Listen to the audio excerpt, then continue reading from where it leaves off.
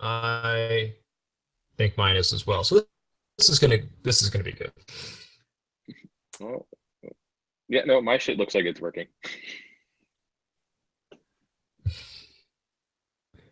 Hello to all you Patriots out there in podcast land, and welcome to episode 78 of Canadian Patriot Podcast, the number one podcast in Canada.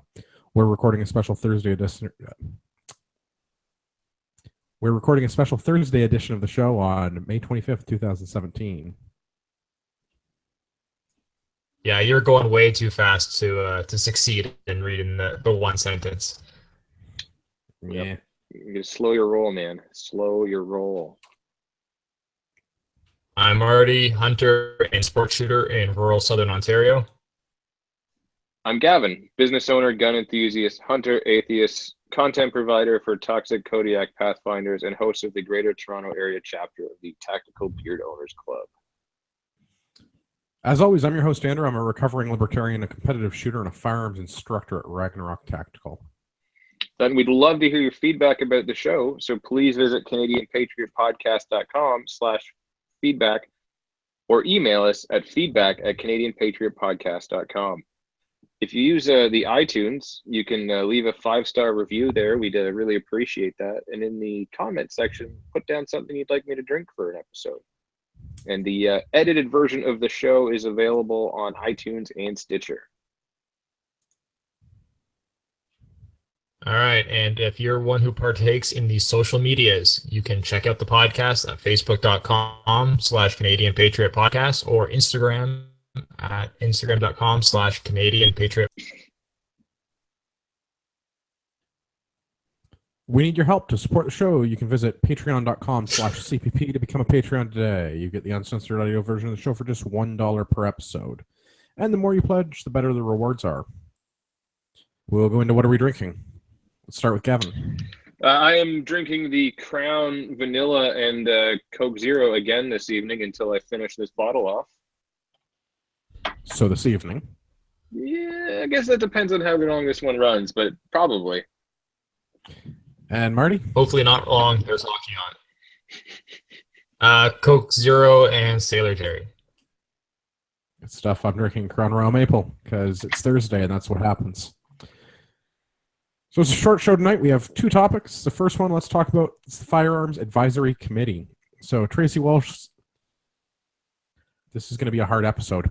Tracy Wilson of the Canadian Coalition for Firearms Rights has managed to launch a parliamentary petition E1093 to require members of the Canadian Firearms Advisory Committee to possess their firearms license. I'm pretty excited about this. This is a good thing. Yeah. I mean, they should at least know what the average person has to go through to get one so that they can be better informed on how to get one and what hoops you have to jump through to get one. Yeah, I feel like this is one of those things where I think it's one of those like the least thing that they can do. But yeah. I feel like this is ultimately going to have very little effect because they're not going to go through the process through. They're going to get the government version of it, where they're going to get their own course. They're going to bring someone in. It'll all get like fast tracked. It'll be, and then they're going to have the impression that, oh, it's just a joke. Yeah. I guess that's a possibility that I hadn't considered because I imagine they'll have to have someone who's licensed to provide the licensing. In theory, yes. A dwindling number, it seems, of firearms licensed instructors in this country. So I was rather hoping that they would have to go through the process of getting their license the same as everyone else. One would hope so that they have an accurate view of exactly what, the average person has to go through to get their license. I'm not if so they're concerned. Going to make, decisions based on how we get it, they should at least know how we get it. I'm not so concerned that they know how we get the license. I'm more interested in the advisory committee members actually being aware of what the firearms laws in our country are, which is what they should get as a bare minimum out of taking the firearms license course. So do you just expect them to know what they are or understand them? Because those are two totally different things. Right. Yeah, that's true. But at a bare minimum, they should have the knowledge required to pass the test, which does require, for example, them to be able to demonstrate how safe storage laws work.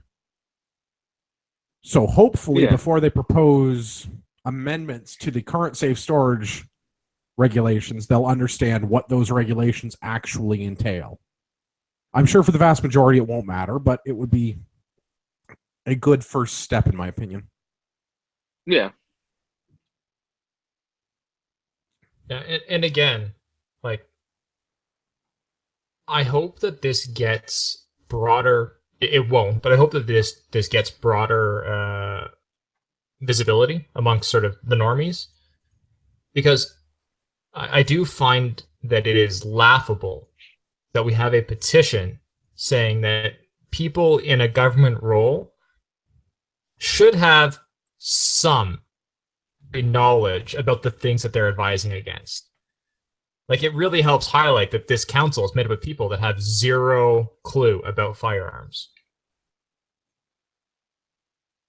Yeah, I mean, this really should be applicable to any government role, not just the Firearms Advisory Committee, but any sort of government committee. You should have some understanding of the laws around the thing that you're advising on. Yeah. Right? I mean, like, these guys can't write legislation, but they report to the Justice Minister, right? So going to the Justice Minister with recommendation. Justice or Safety? Minister of Safety, I thought. Is it safety? Oh yeah, it's Goodall. It's safety, you're right. It's Goodall, right? So yeah, it's Goodall, you're right. It's the safety minister. So going to the minister with recommendations to, make guns less available or whatever their nonsense recommendations are going to be.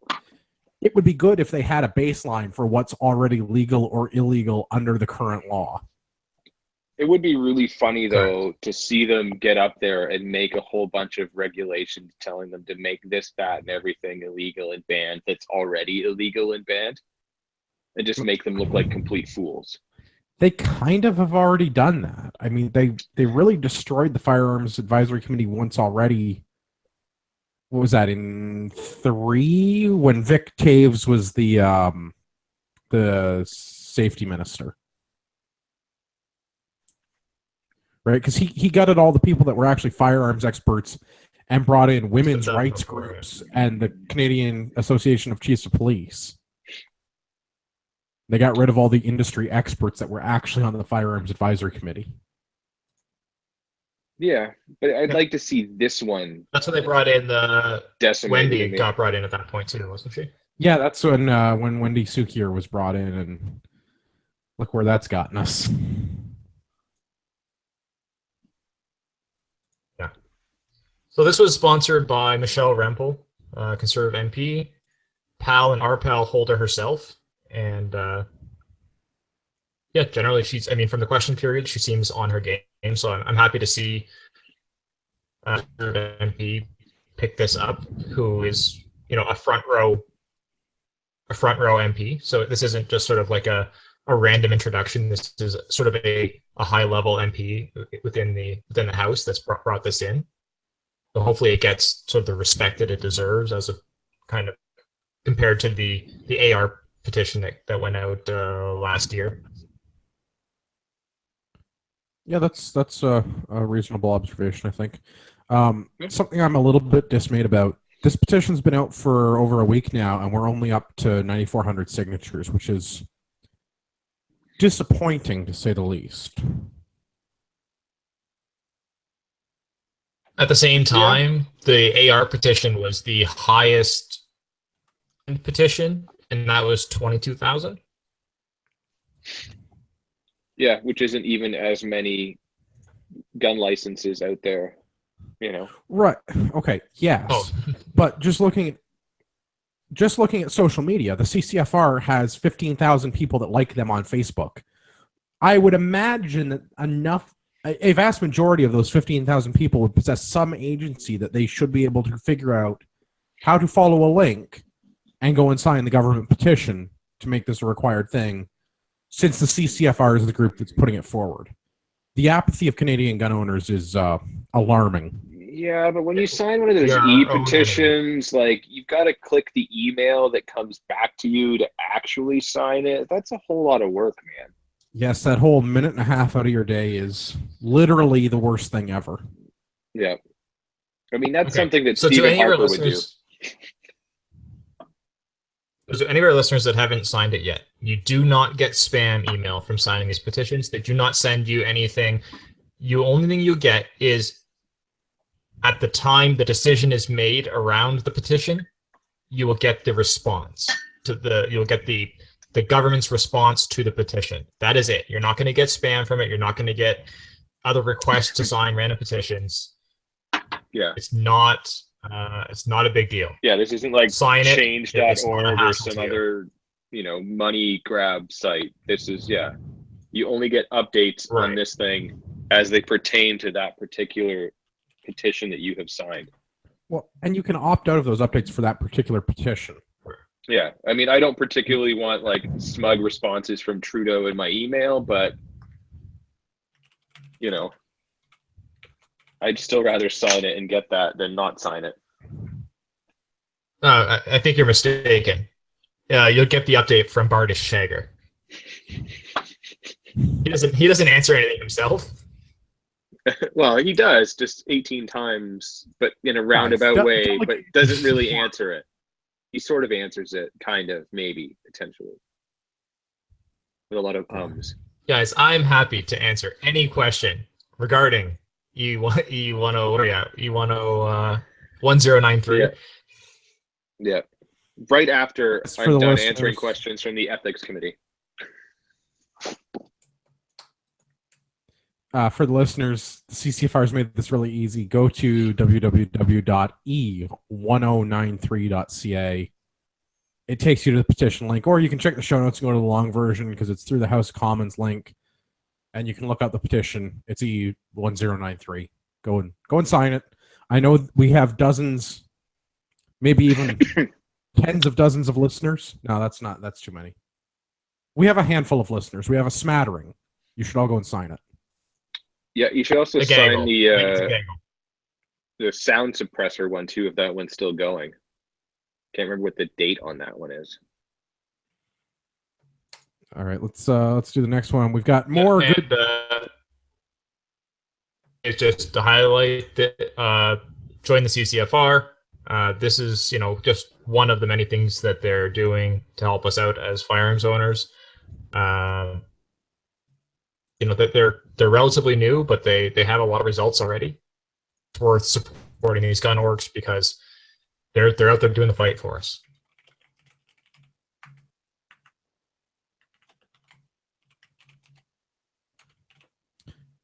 All right, next one. We've got more exciting news from Mr. Goodall. The UN firearms marking regulations that were set to come into effect in June have been delayed for 18 months to December 1, 2018. This is good and bad news, in my opinion. Good news, we've delayed it. Bad news, it's not been scrapped. It's only a delay. So I see a lot of people on Canadian Gun Nuts and various firearms advocacy groups sending me emails about how wonderful this is, and it's a very small victory, in my opinion. We have managed to delay something that's been delayed for 10 years by another year and a half. This is not the victory that I think. We mentioned this before. Sorry, we mentioned this before as a complete failure of the Conservative Party. They should have scrapped this when they had the opportunity multiple times. I think they delayed it 3 times in their tenure. Absolutely disappointing for the Conservative Party that this wasn't scrapped. And now Liberals they've delayed it again to 2018. But this is just a state execution, I guess, and the guillotine's still hanging over our heads. Right. So I specifically want to look at some things that Mr. Goodall had to say. If I can find my spot. So Mr. Goodall was saying that there is a growth in the source of supply that goes well beyond the established firearms manufacturers whose guns are inscribed with serial numbers. I should like to know who we're importing firearms from that is not possessing a serial number. Are you guys aware of any manufacturer That is illegal. Right. This is made up nonsense by the sitting Liberal government because you cannot bring a firearm into Canada without a serial number. You can also not manufacture a firearm in Canada without a serial number. It's a federal offense. I believe that's true worldwide. I am not aware of any anywhere jurisdiction where you cannot produce a firearm without serializing it. Certainly not within the large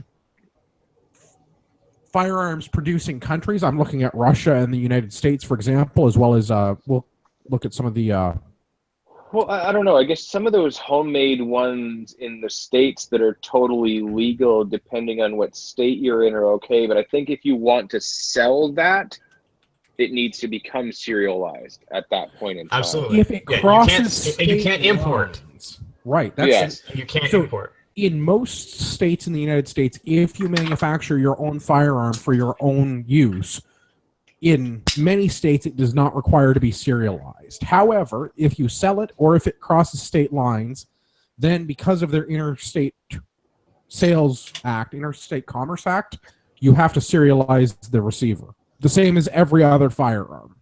That's true in Canada. Oh, hey, Sean. Yes. No, but Hey, guys. slightly different. In Canada, even if you manufacture your own for your own self, it also needs to be serialized. Okay. So like in the Canada, US even if I make my own, I still have to add a serial number to it, and if it's a restricted, I have to register it and everything like that, as if it's a third-party manufacturer.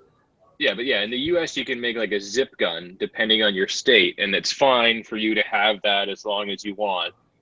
But yeah, if you try to sell that, you need to serialize it. But for your own use, I don't even think it'll be a zip gun. I think you can make your own AR-15 lower, but then once you try and take it across state lines and then or transfer it to someone else, then you have to serialize it. And I thought it was the same in Canada. yeah.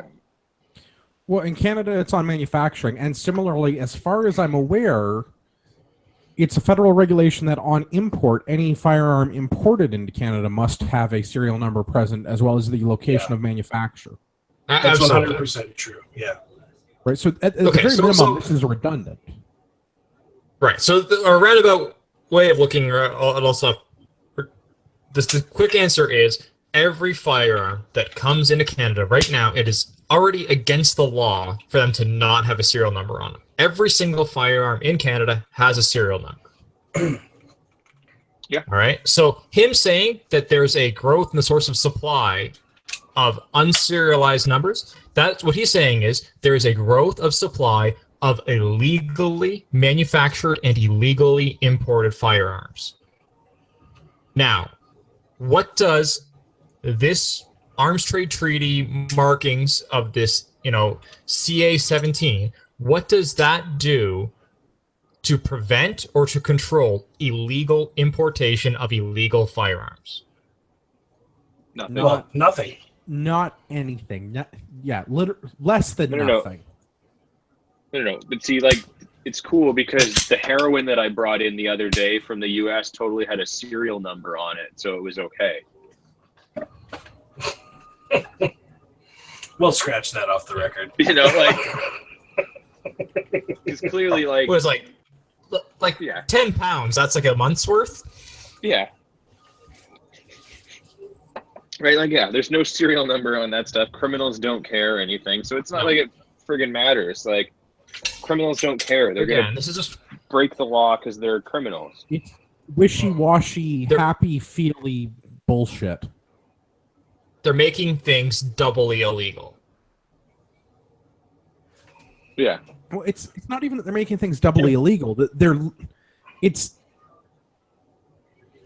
It's double the work on the manufacturer. Well, not the manufacturer, on the import, because it's already serialized. Now we have to add more information, which is already on the firearm. And destroying And- the finish. Well, for the purpose of doing what the information that's already on the firearm is supposed to be for.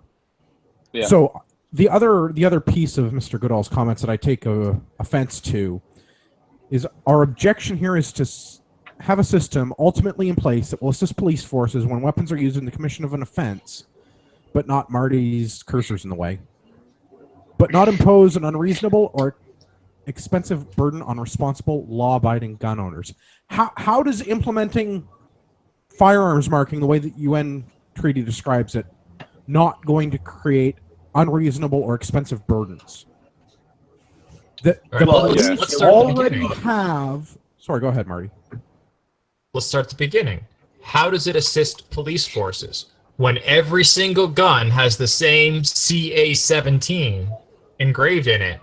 How does that aid law enforcement?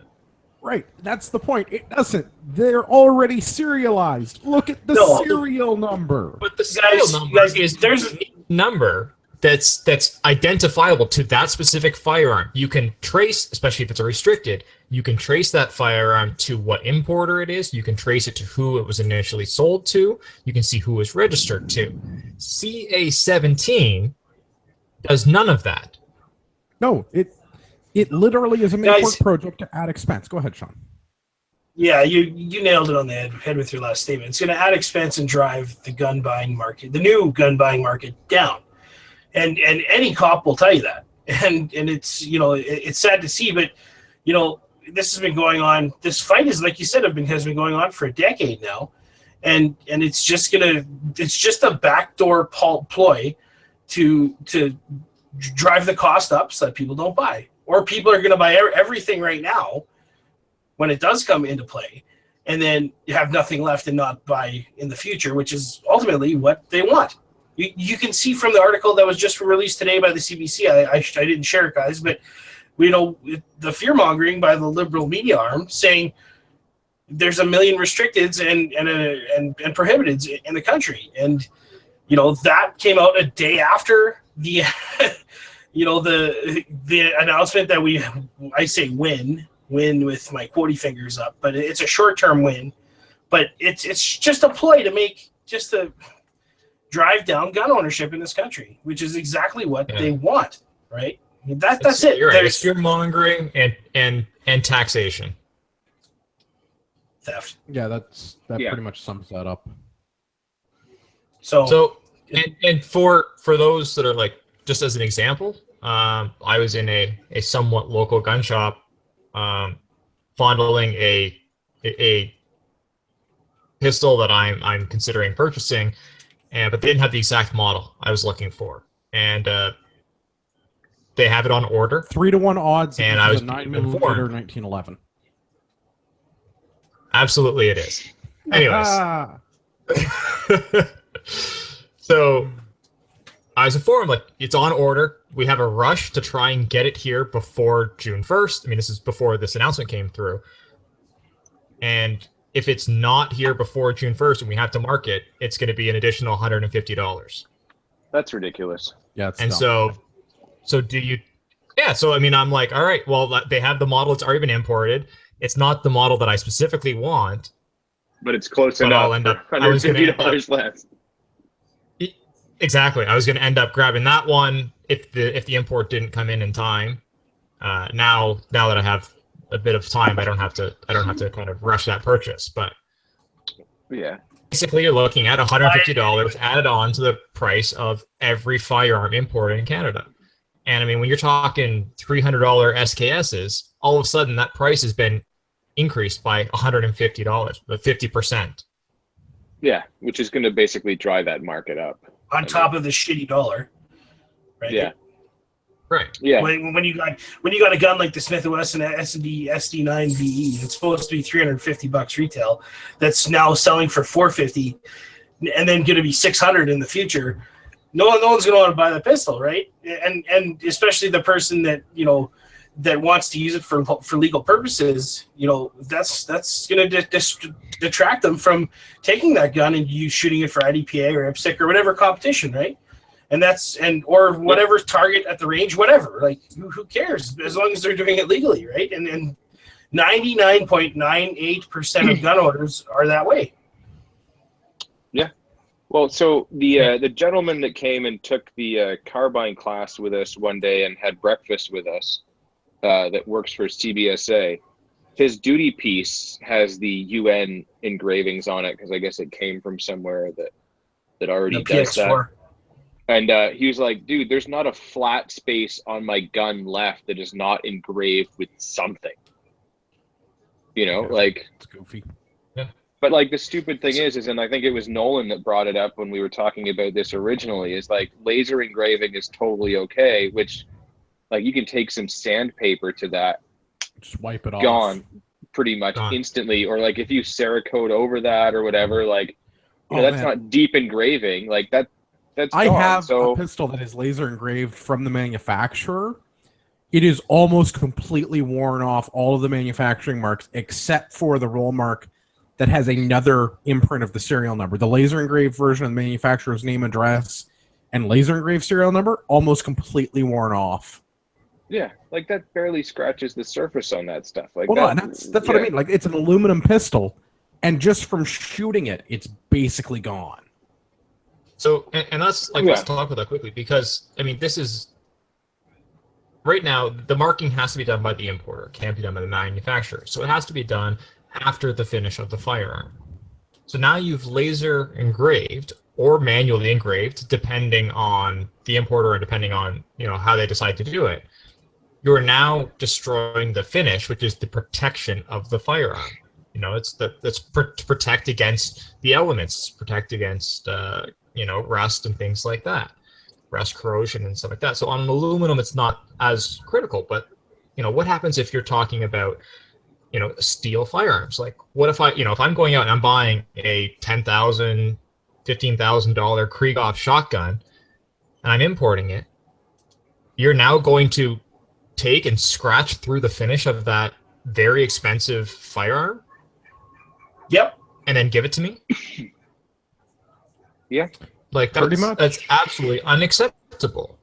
But whatever mean, you do I'm when just you thinking laser engrave it, don't put Mulan labia, because that'll piss some people off. Actually, we can talk about that as well after this topic quickly. Okay, let's do it. Let's get into that.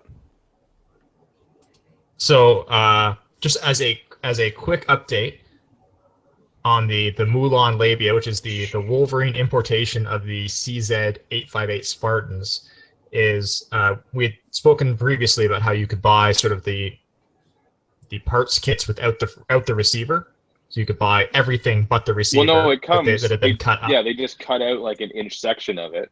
They cut the center out. Yeah. They cut the center out that had the serial number, so that they could show they had all the important ones. Or you could buy the furniture step in that. Wolverine has removed all of those off of their website, selling parts kits or stock sets, and it is very strongly hinted to that he has found a source for receivers made in Canada, and is going to be rebuilding them and selling them as complete rifles again. Attaboy, Johnny. That would Nice. be fantastic. So- I will pay a ridiculous amount of money for one of those. Oh yeah. You bet your white wrinkled butthole. Unofficial, but you should see an announcement in the next few days, I'd say, on that. But it seems like he was working towards that, and he's as of today or yesterday, he's pulled all the parts kits and everything off the site. So it seems like he's found a solution. So good for him. To our one loyal listener that did purchase one of those part kits, I'm sorry, but you're probably going to have to buy another rifle because of listening to this show now that comes complete. I'm sure if you bought a parts kit from them, they'll order you a made receiver for it and then press the barrel on for you. I'm sure if you talk to, I hate to say his name on the radio, but Guy Pounder is his name, the funniest name in the firearms industry. That is a brilliant name. I know if you give Guy a call, I'm sure he'll work a deal out. Guy or Tyson or Grumpy, I'm sure they'll work out a deal for you. So big thanks to Wolverine for fighting this fight for us and for doing what they do, and encourage everyone to support them, because he really went to battle for Canadian gun owners on this one, and it looks like he's found a solution around the bullshit. He really went to battle and won, and he's finding a way to win, but he's continuing to do this for us. So if you're not supporting him, you should be. Yeah, this is awesome. I will happily spend some shekels and get a mole on labia 858.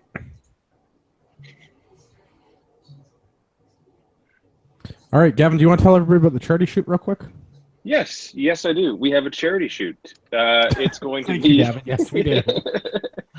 Yeah, it's going to be on July 8th at Guelph Rod and Gun Club. It's $40 to participate. All of the proceeds are going to go to Many to One, which is an organization that supports first responders with PTSD.